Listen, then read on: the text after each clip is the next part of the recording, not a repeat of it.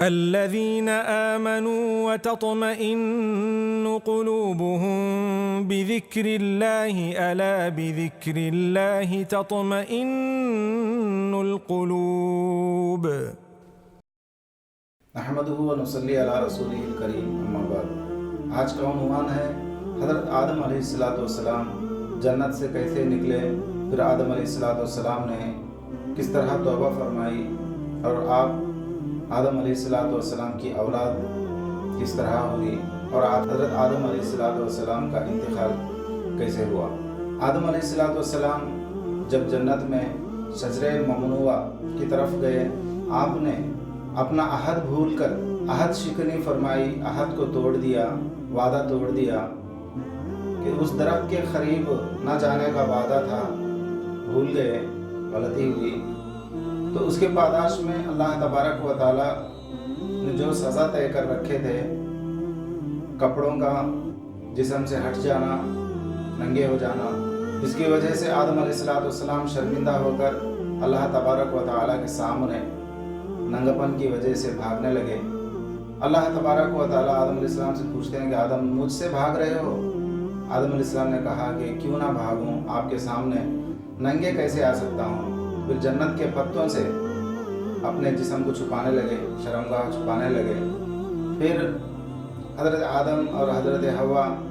علیہ السلام دونوں کو اللہ تبارک و تعالیٰ نے شیطان سمیت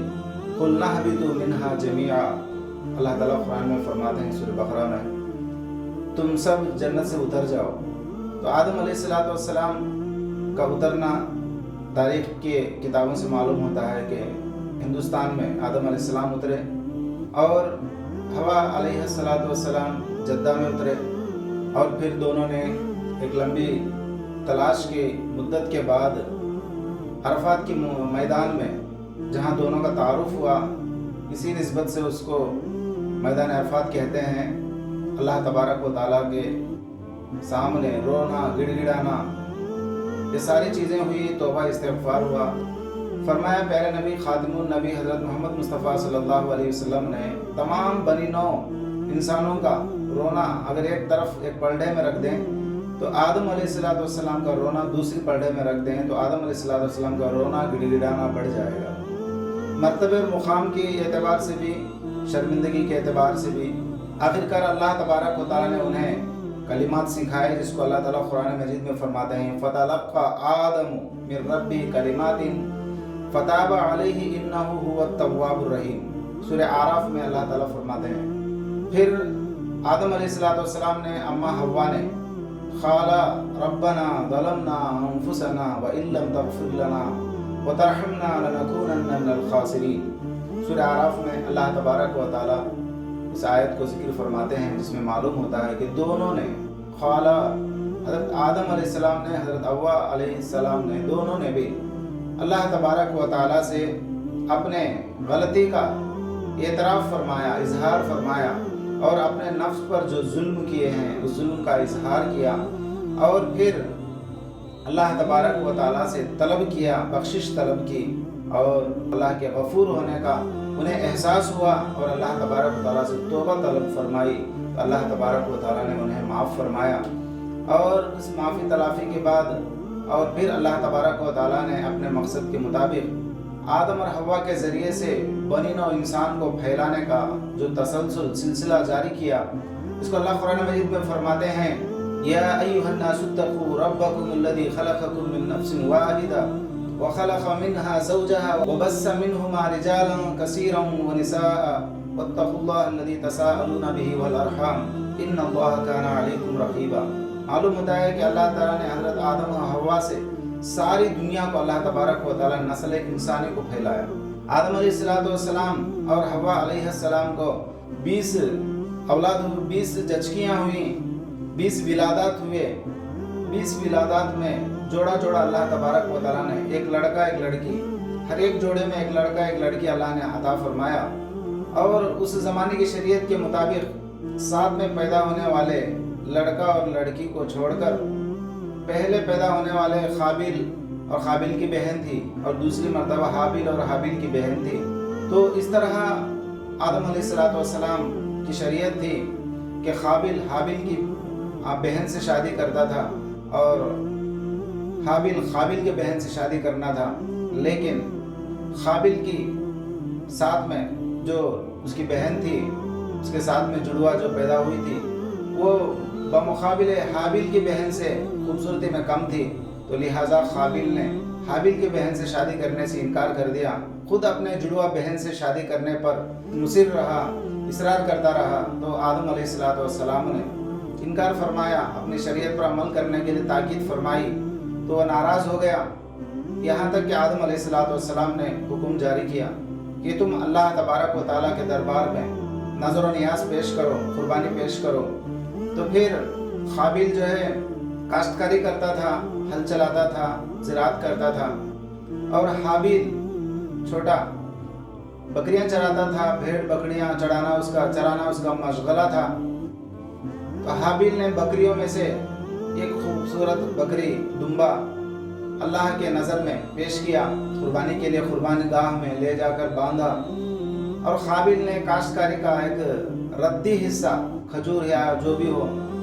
ردی چیز، بیکار چیز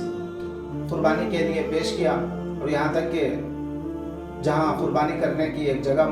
مخصوص تھی، اس مخصوص جگہ میں جا کر رکھ دیا تھا۔ اس زمانے میں جب قربانی قبول ہونے کا ایک طریقہ ہوتا تھا، آسمان سے آگ آتی تھی اللہ کی جانب سے، وہ آگ جمع ہو کر اس پیش کردہ قربانی کی چیزوں کو جلا دیتی تھی۔ اسی طرح دوسرے دن جب دونوں نے جا کر دیکھا تو حابل کی اس دمبے کو، قربانی کے اس جانور کو آگ جلا چکی تھی، مطلب وہ قربانی اللہ کی نظر میں قبول ہو گئی، لیکن جو غلہ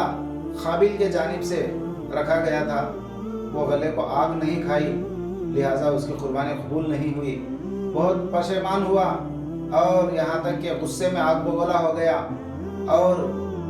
حابل کے بارے میں قسم کھانے لگا، جس کو سورہ مائدہ کے اندر بھی اللہ تبارک و تعالیٰ نے ذکر فرمایا۔ قابل نے کہا حابل سے میں تجھے جان سے مار دوں گا، لیکن حابل کہتا ہے اگر تو مار بھی دے گا تو میں اپنا ہاتھ نہیں اٹھاؤں گا، میں جو ہے تیرے ہاتھ سے مارا جاؤں گا، اور الٹا میرا گناہ بھی تیرے گناہ کے ساتھ بڑھ کر تیرے گناہ زیادہ ہو جائیں گے۔ بہرحال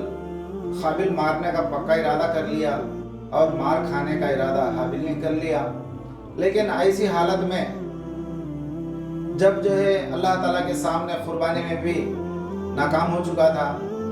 اور مارنے کی کوشش اس نے کی، پتھر اٹھا کر حابل کے سر پر دے مارا، جس سے حابل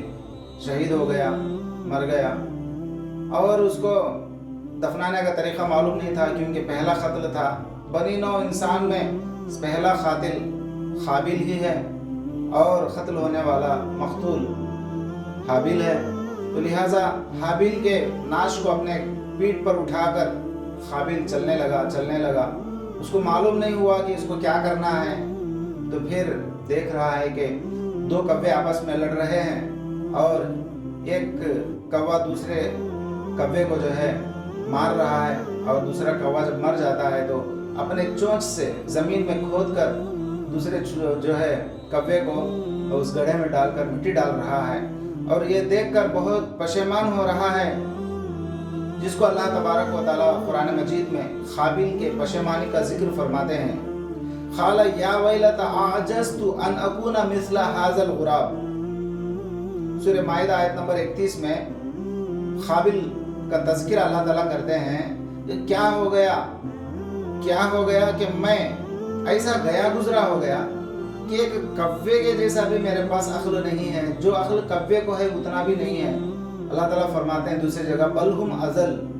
وہ جانوروں سے بھی گئے گزرے ہو جاتے ہیں۔ جب اللہ کے احکام کو، نبی کے طریقے سے لوگ روگردانی اختیار کرتے ہیں، وہ جانوروں سے بھی گئے گزرے ہو جاتے ہیں۔ پھر قابل اور حابل کی جو ہے اس طرح کہانی ہوئی، اور یہاں تک کہ اللہ تعالیٰ قرآن مجید میں فرماتے ہیں وَمَنْ قَتَلَ نَفْسًا بِغَيْرِ نَفْسٍ أَوْ فَسَادٍ فِي الْأَرْضِ فَكَأَنَّمَا قَتَلَ النَّاسَ جَمِيعًا وَمَنْ أَحْيَاهَا فَكَأَنَّمَا أَحْيَا النَّاسَ جَمِيعًا۔